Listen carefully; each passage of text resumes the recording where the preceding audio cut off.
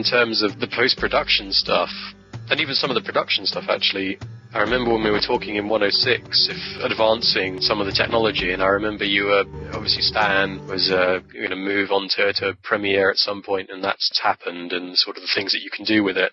But in terms of the live action, sort of sync the actual lines rather than reusing the same video clips.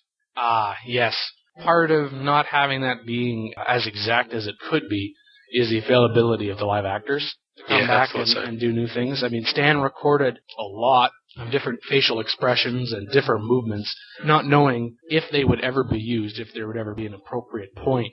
What starts to be seen here is a number of the same live actors, but now different helmets or, in some cases, with beards stuck on their faces, props, people dressed up in different clothing, like the different colors and whatnot. Mm-hmm. Hopefully it will continue to expand. We try as much as possible when we're reusing clips to say, okay, if we reuse that clip, first use that clip in 103, and we use it in 110, and very few people will remember. Yeah. So stop having such a good memory and you'll be fine.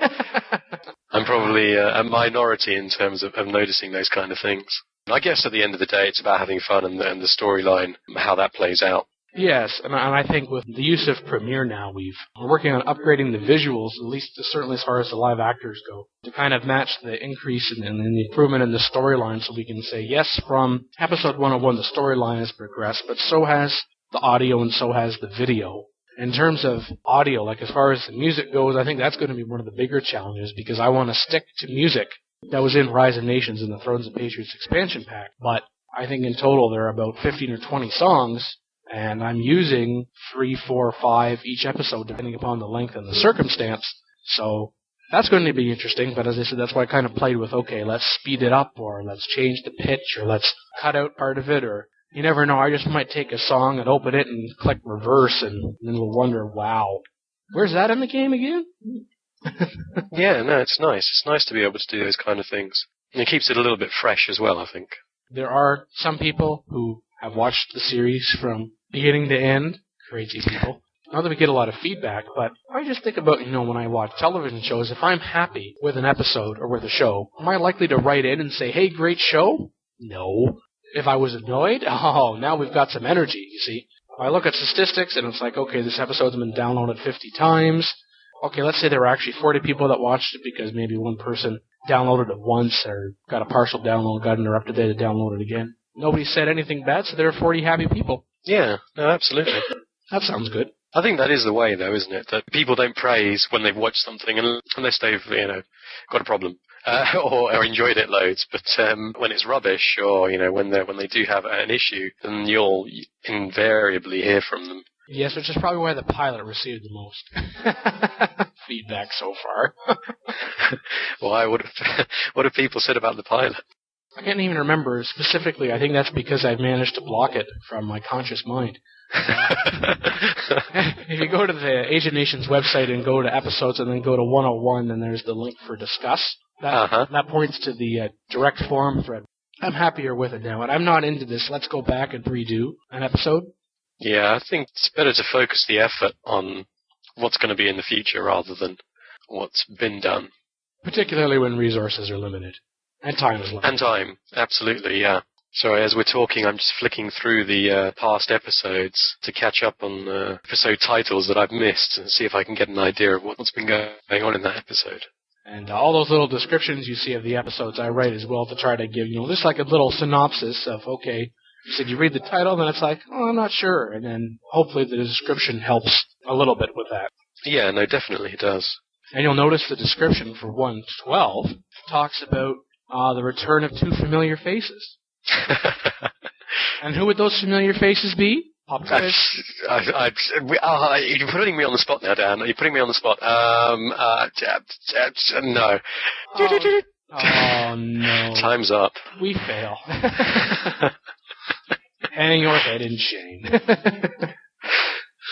And Spice and Hugh were shortly written out of the series. Even worse, they were never mentioned again, or what happened to them. They just disappeared off the face of the planet. The voice team, there's not loads, but there's a few inactive members. But there's a couple of people like that. I was just wondering, what did you do What did I do to drive them away? I don't know. There's that question, I suppose. But no, there's just, in terms of the characters that they had.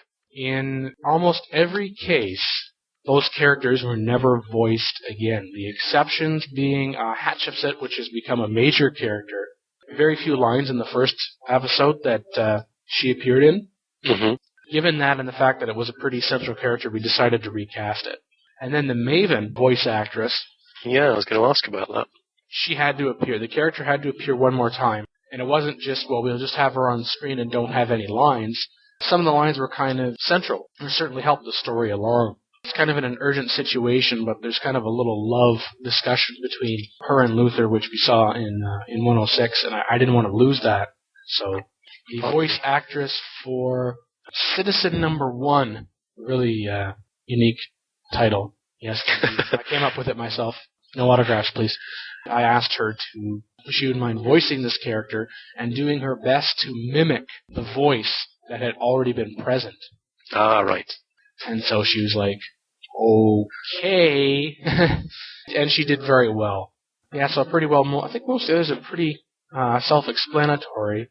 In terms of characters, episode 111, the voice credits are immense. There are like 17 or 18 people who voice characters in that episode. Wow. I think that's a record. I think it's 114 or 113 we beat that. 112, I think, has just about half that number of characters voicing. Mm. And you'll see that there are quite a few of the voice actors and actresses now have references to their voice123.com profile. That's where I found those individuals. They didn't actually apply. They didn't respond to voice opening on the site, but I got a Voice123 profile and started contacting them. Some of them agreed to do it, and they agreed to voice it for free, which was really nice. Yeah, that's pretty good. There's an equivalent site in the UK called UK Voices, cunningly enough. Don't know how much I told you when I started all those many, many moons ago. It's how many? It must be like 10 months ago now. Longer than that, slightly. Yeah. One of my goals is to break into professional voiceover work, and hopefully there'll be something that I can use on my CV when applying to the gaming side of voiceovers. Well, you got some episodes to catch up on, so now, oh dear. We could watch them together. Could do our own little commentaries on them. Who would listen? Other than us. Good point. It's all going to go into the extended commentaries, isn't it? If you think it's worthy enough of being an extended clip, that's fine by me. There'll probably be some post-production. Where we edited out your voice. That was you saying that to me, not me saying that to you, if that makes sense. Yeah, so I'll be sure to get rid of that clip where you insulted Stan. But I'll leave this in, that I removed the part about you insulting Stan. And Stan will go, wait. That's very cunning.